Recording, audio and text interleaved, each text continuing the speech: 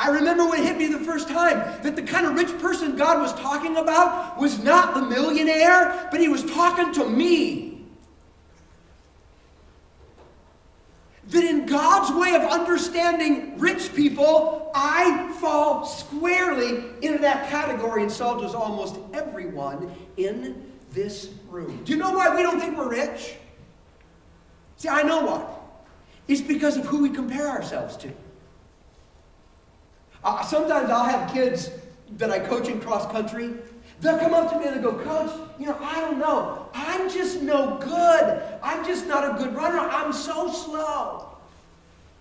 And I'll say, well, who are you comparing yourself to? And I said, well, look at the other people on my team, and look at some of the other people from the other teams, and I always finish, toward the back of the race, and I'm just not very good. And I always say, you're comparing yourself to the wrong group. Because those that are running in cross country are in the top 3% of distance runners in the nation. What you're really telling me is, Coach, I'm in the bottom of the top 3%. That means you're better than 96% of the other people out there. But you're comparing yourself to the wrong group. And you know what? You and I have a tendency to do that when it comes to, money and stuff and wealth. Because you know what we Americans tend to do? We tend to think that our world is the world. And it isn't. Okay, I have a question for you. Okay? Be honest. I need you to be honest. How many of you own a car? Come on, just put it up. Don't be ashamed. I'm not even asking whether it was made in America or a foreign country. Do you own a car? You see, almost everybody says, we own a car. Guess what? 8% of the people in the world own a car. 92% of the people in our world do not possess a car. Those people will look at you driving whatever you drive.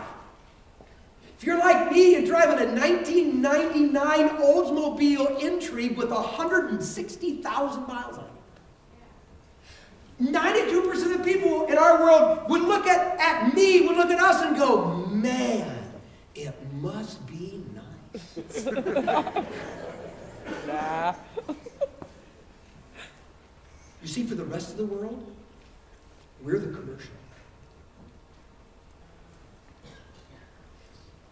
How many of you give a second thought to taking a drink of water today? It's a second thought.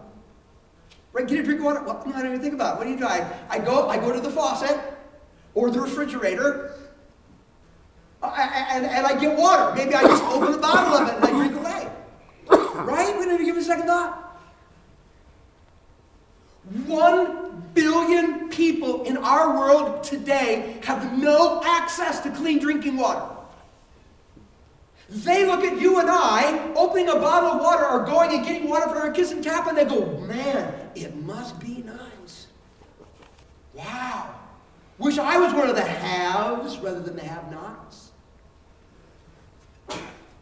America is 6% of the world's population. We consume a little less than 50% of the world's resources. How many of you have already eaten today? Raise your hand. You've already eaten something. Yeah, I saw you back at the cafe. That's up. Okay? We don't even give it up. We probably already have dinner plans, right? And if we don't, we'll find something. Do you realize that 800 million people in our world will not eat today? And that 300 million of that 800 million are children? And that about every 2 seconds, 1001, 1002, somebody dies because they didn't have food. How much money do you have on you right now? How much money do you have? I'm not going to have you tell me. But how much? Do you have any money on you right now? What kind of change do you have? Yeah. Some of you are going, nothing. That's right. My wife has it all. You know what? I'm sure if I look at my billfold, I can find a couple of bucks. I am sure if I went through my car, I could probably find $3 and change. It's in there somewhere, right? Listen, 1 billion people in our world live on less than $1 a day. That's their, they live on less than that. $1 a day. I mean, that's like an extra value meal at McDonald's, isn't it? No, it's more than that. I don't know. It's not much. See, we compare ourselves with ourselves.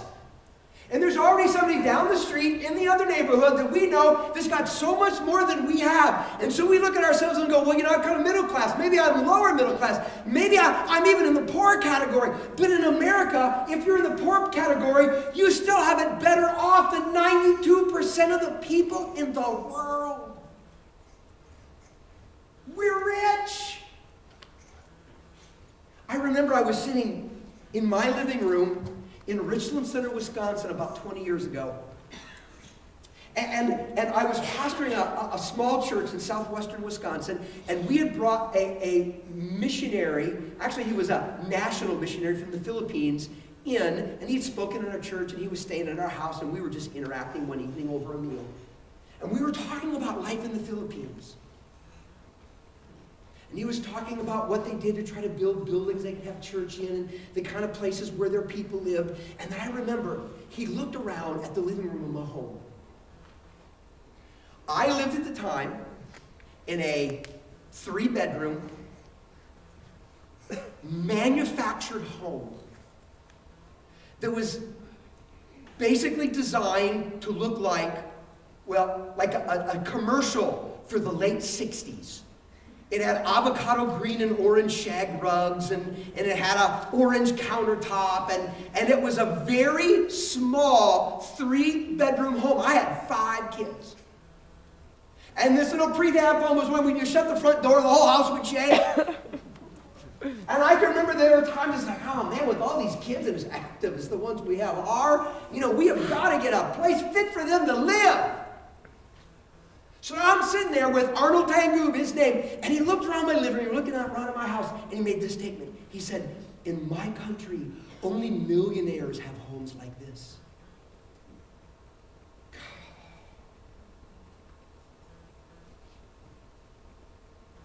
See, when the Bible says, command the rich, it's talking about people like you and me that are beyond wondering how we're going to live past today when it comes to our basic physical needs. We're rich. So God's talking to us here. What does he have to say? Well, that kind of leads us to the second observation I want to make, and I would put it this way. We are to trust in God, not money, for a substantial life. See, it says, command those who are rich to put their hope in God and not money, which is so uncertain. And the question is, hope for what? You put their hope in God rather than money. Hope for what? And the answer is, hope for the best life possible. Hope for a life that's truly life. Hope for an experience in our days down here that is transcendent, that matters, that is weighty, that is significant. Put your hope in God and what God can do for you, not money and what money can do for you, as your best bet for a substantial and significant life. Because that's what we all want. And we're all going to put our hope in either God or money when it comes to being significant.